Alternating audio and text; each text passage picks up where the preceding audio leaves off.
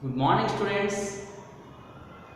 Today in this class, we are going to discuss about the 10th lesson from the 8th class social studies.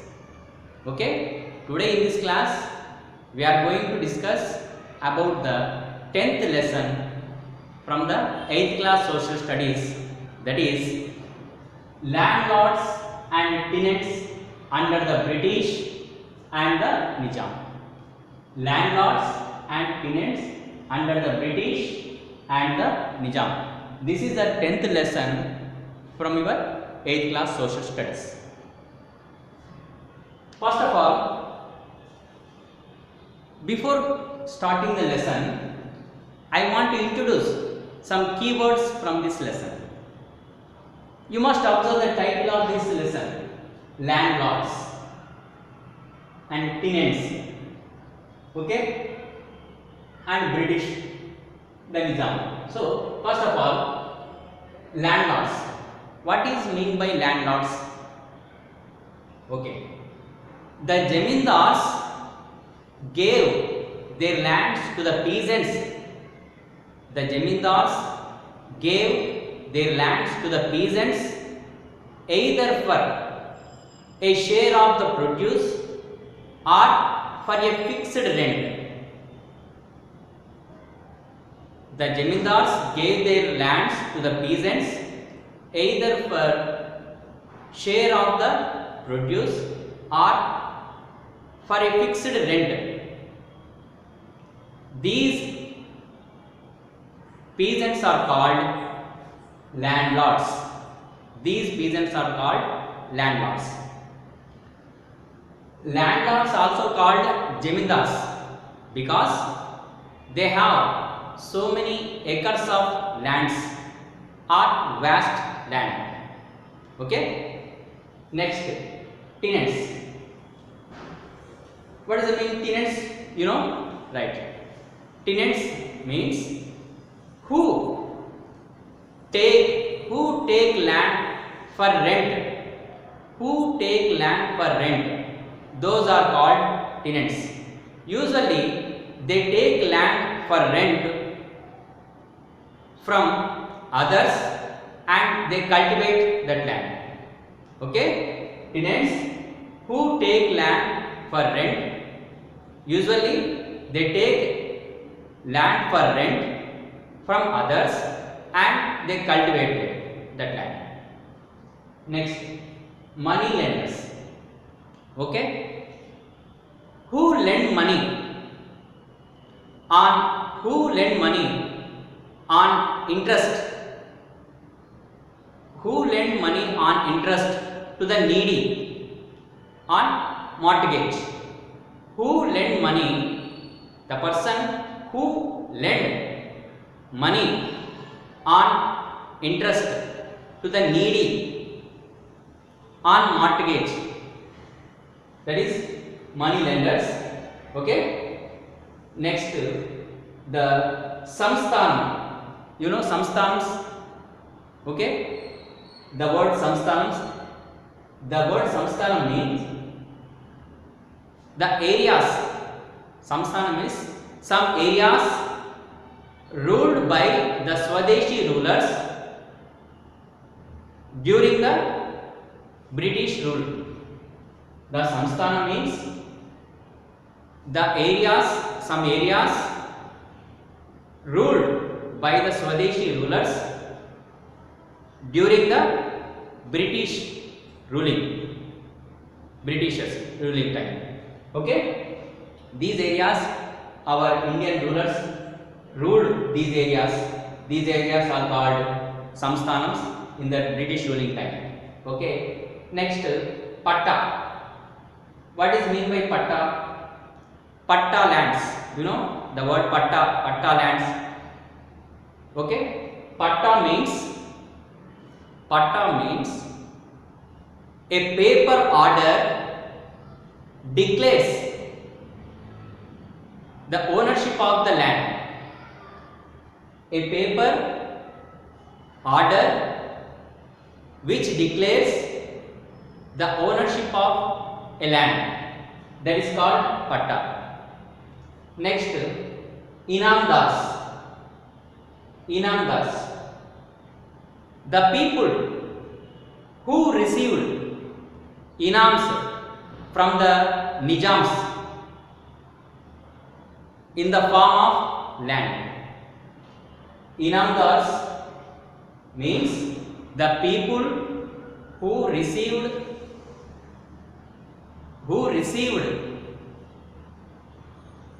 inams from the Nizams in the form of land, the gifted lands. Those are called, the people are called the Inamdars.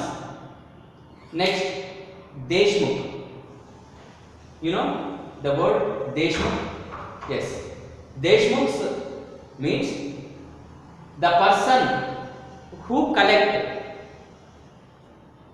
revenue in the Hyderabad state during the Nizam rule. The person who collect revenue in Hyderabad state in the Nizam's ruling time. Okay, those are called Deshmukhs. They collect revenues. Okay. Next, Raitwari. What is the mean by Raitwari? Raitwari means land tenure. Raitwari means peasant tenure. The Raitwari means peasant tenure. Okay. Next, Jagirs. You already you know the Jagirs and Jagirdars in your previous 7th class. Okay, the word Jagirs. Okay, Jagirs are the areas. Jagirs are the areas of the Jagirdars. Jagirs are the areas of the Jagirdars, subordinate chieftains.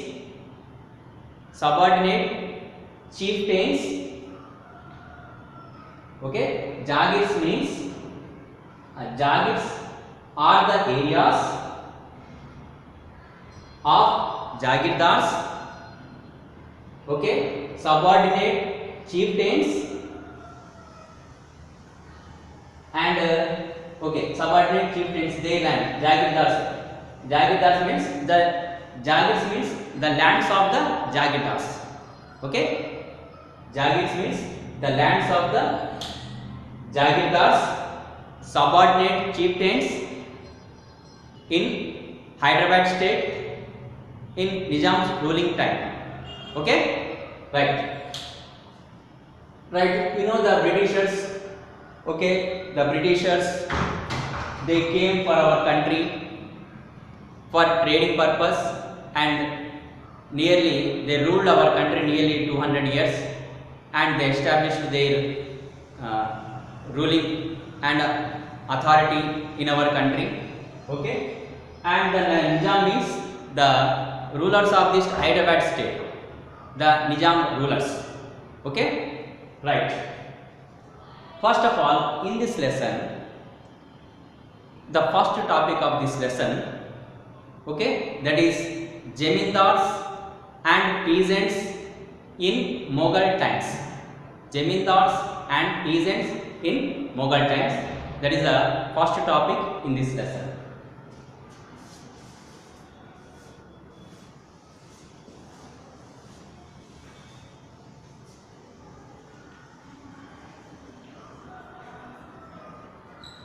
Zamindars and peasants in Mughal times.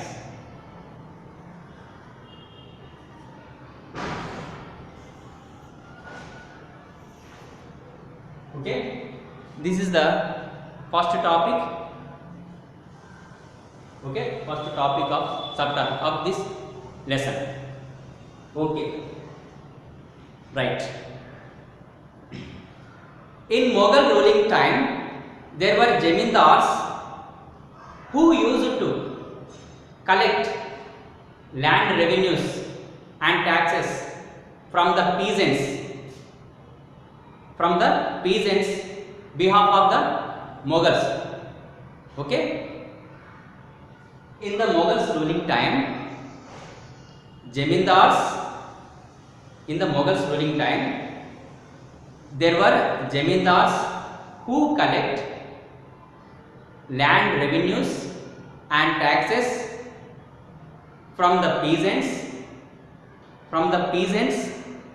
on behalf of the Mughals, means the rulers of that kings, the Mughal rulers or the government. Okay, these Jamindars acted as mediators between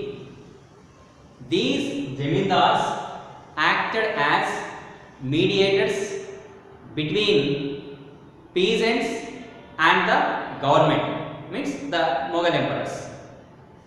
They acted as mediators between the peasants and the government, the emperors, and they often represented the problems faced by the peasants. They often represented problems faced by the peasants to the government. Okay, the Jamindars often represented the problems faced by the peasants to the government. These Jamindars also tried to enforce regulations. These Jamindars also enforced the regulations imposed on the peasants by the government. Okay, right. These Jamindars also had small band of soldiers with horses and guns also.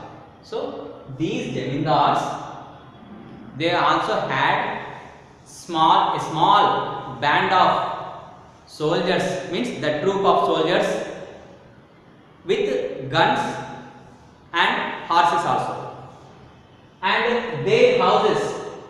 The Jamindars also have houses like small forts. Those are called gadis in Telangana. Gadi means the small forts of that Jamindars. These Jamindars had houses like small forts. Those are called gadis in Telangana region. Okay, right. Gadi means the houses of the Jamindars. Okay, right. They had the control over the nearby villages also. These Jamindars also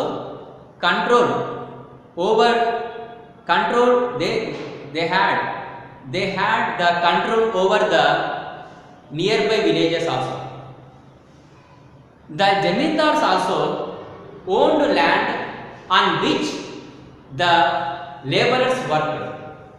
The Jamindars also owned lands on which the laborers worked. This was called their self-cultivated land. Okay, the Jamindars also owned lands on which the laborers worked. This is called self-cultivated land. Self-cultivated land.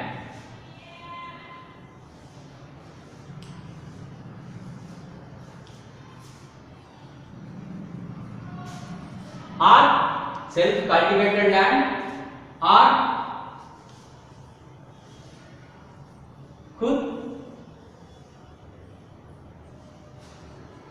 खुद cast, self cultivated land or khud caste. So the zamindars also owned lands on which the laborers worked. This was called their self cultivated land or khud caste land. Okay, right. Land was given to peasants for a fixed rent or for share of produce. The land was these zamindars the land was given to the peasants for a fixed rent or for share of the produce. We call such landowners as landlords. We call such landowners as landlords. Okay, right. And the peasants who cultivate their lands as tenant cultivators. Okay, the peasants who cultivate the zamindars land, the peasants who cultivate their lands as tenant cultivators.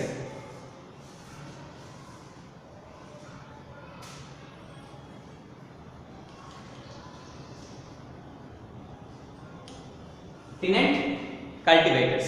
Okay, right. From this we can understand that.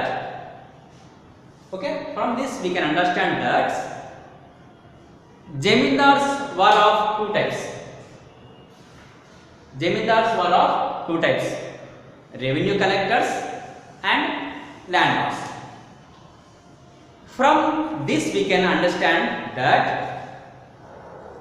peasants were also two types: landlords and tenant cultivators. Landlords and tenant cultivators. Okay, right. Next, the Indian villages had many other artisans. The Indian villages had many other artisans and service castes. The manual labor were considered untouchables. The village people, the village manual labor were considered untouchables in the villages. The manual labor. Okay. Some of these manual laborers are artisans, the service caste people. Some of them had small plots of land, but mainly got their livelihood from providing service to the farmers and the landlords. Okay, some of them these artisans and laborers are these untouchables, the service caste people. Some of them had small plots of land, but mainly got their livelihood from providing service to the landlords and the peasants. Okay, this is the first topic from this lesson: zamindars and peasants in Mughal times. Okay, thank you very much.